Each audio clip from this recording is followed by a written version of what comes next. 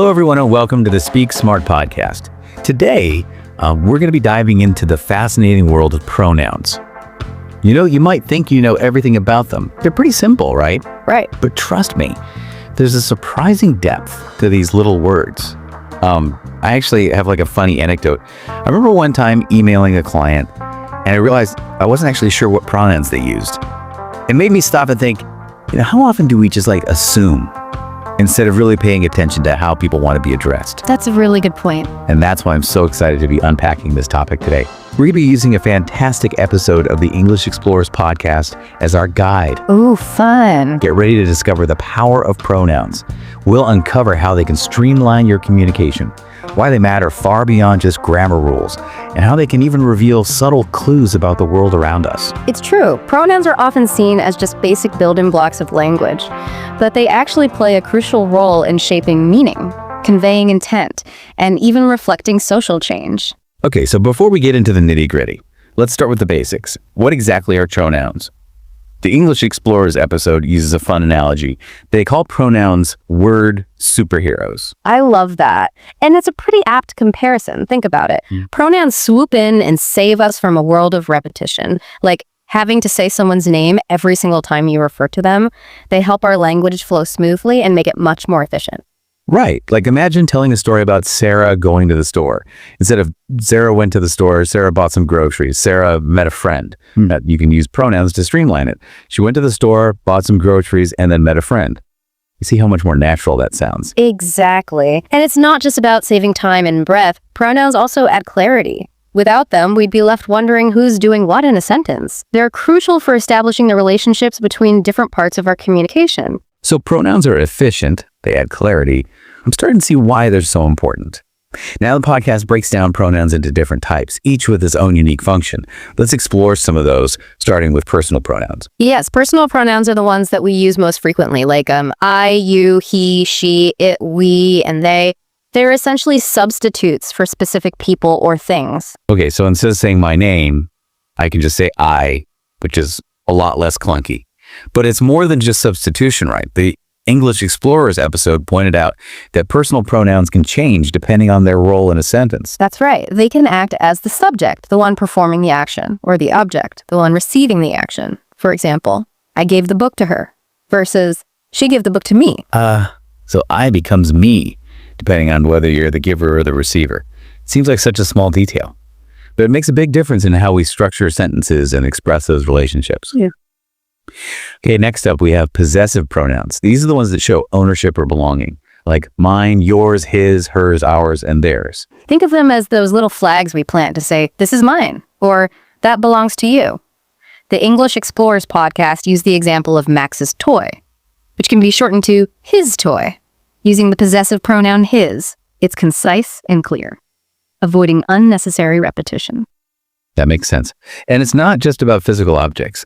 We can use possessive pronouns for ideas, emotions, even abstract concepts like that's just my opinion, or your happiness is important to me. They help define those boundaries and relationships in a really neat way. All right, let's move on to a type of pronoun that might sound a bit more complex. Reflexive pronouns.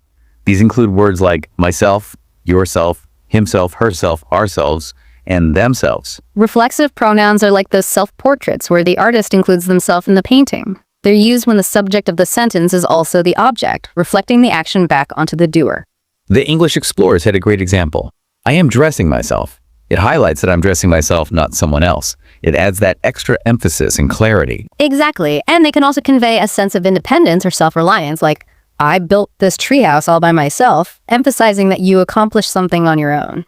So we've covered personal, possessive, and reflexive pronouns.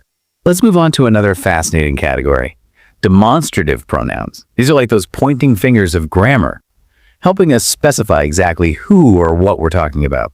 Think of them as the spotlight in a play, directing our attention to specific people, places, or things. We have four main ones: this, that, these, and those. The English Explorers example for this one was pretty funny. They had a scenario where you're at a party and there's a delicious looking cake on the table. You point and say, I want that. Yeah. That clearly identifies which cake you're craving. Right. Demonstrative pronouns eliminate ambiguity, especially when there are multiple possibilities. They help us pinpoint exactly what we're referring to, whether it's a piece of cake or a complex concept. And they can also indicate distance, both physically and even emotionally.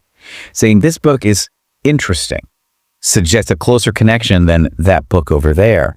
It's like they add another layer of meaning to our communication, don't they? Absolutely. They help us express not just what we're referring to, but also our relationship or attitude towards it. All right, now let's dive into the world of indefinite pronouns. These are the mysterious ones that refer to non-specific people, places, or things.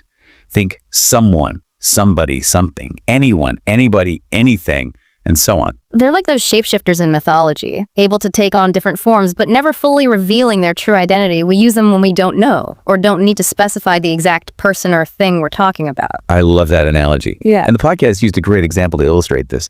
Imagine hearing a knock at the door.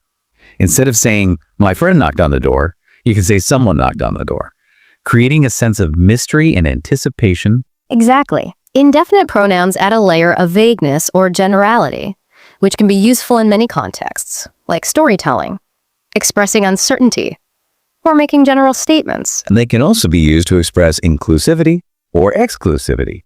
Anyone can join implies that everyone is welcome, while no one is allowed sets a very different tone. They're surprisingly versatile. Okay, we've covered a lot of ground already, but there's one more type of pronoun we need to discuss. Interrogative pronouns. These are the detectives of the grammar world, helping us seek out specific information. We're talking about who, what, where, when, why, and how. Think of them as the question marks in a sentence, prompting us to dig deeper and find answers. They're essential for satisfying our curiosity and understanding the world around us. The English explorers used the example of a job interview, where the interviewer might use interrogative pronouns to get to know the candidate. Who are you? What are your strengths? Why are you interested in this position? Exactly. They help us gather specific details and uncover the motives, reasons, and circumstances behind different actions or events. And they can convey more than just straightforward questions, right? Who knew? Expresses surprise. Wow, why would they do that? Hints at disbelief. It's amazing how much they can pack into a single word. Wow, we've explored a whole range of pronoun types. From personal to interrogative, it's incredible how many different ways we use these seemingly simple words to communicate effectively. And this is just the tip of the iceberg. We've laid a strong foundation, but there's so much more to uncover about the power of pronouns. You're right. In the next part, we'll dive even deeper into the nuances of pronoun usage and explore how they can impact our communication in surprising ways. Stay tuned. Welcome back to the Speak Smart podcast. We've just scratched the surface of the pronoun world. And now it's time to dive deeper into how these seemingly small words can make a big impact on our communication. I'm excited to explore that further.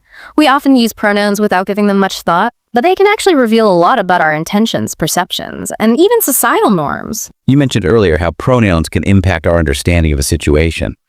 Do you have any real-world examples where a specific pronoun choice made a significant difference? Absolutely. Let's imagine you're reading a news article about a company that's facing controversy. If the article consistently uses the pronoun they to refer to the company's leadership, it creates a sense of shared responsibility, perhaps even obscuring individual accountability. But if the article names specific leaders and uses pronouns like he or she, it suddenly becomes much more personal. We start forming opinions about those individuals, their actions, and their motivations. Exactly. And that subtle shift in pronoun usage can significantly influence how we perceive the situation and those involved. It's a reminder that language isn't neutral. It shapes our understanding of the world. That's fascinating. It's like those seemingly small grammatical choices can actually have a ripple effect on how we interpret information and form opinions.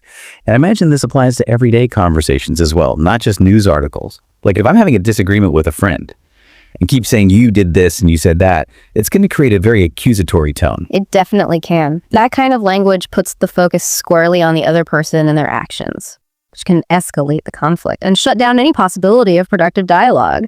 But if I switch to I statements, like I feel hurt when, or I'm confused about, it shifts the focus to my own experience. It's less about blaming and more about expressing my own feelings and perspectives. Exactly. By using I statements, You take ownership of your emotions and create a space for open and honest communication. It encourages the other person to listen and understand where you're coming from. It's amazing how such a small change in pronoun usage can have such a big impact on the dynamics of a conversation. It's like a secret weapon for effective communication. We've talked a lot about clarity and precision, but I'm also curious about how pronouns can make our communication more engaging. Do you have any thoughts on that? Well, one way is by using pronouns to create a sense of anticipation or suspense. Think about a captivating story. If the narrator begins by saying he walked into the room and everyone gasped, it immediately piques our curiosity. Who is he? Why did everyone gasp? It's like those cliffhangers in our favorite TV shows. Yeah. They keep us on the edge of our seats wanting more. Yeah. You're creating a sense of mystery. Yeah. And drawing the audience in. Precisely. And pronouns can also be used to emphasize certain points or create emotional impact, for example.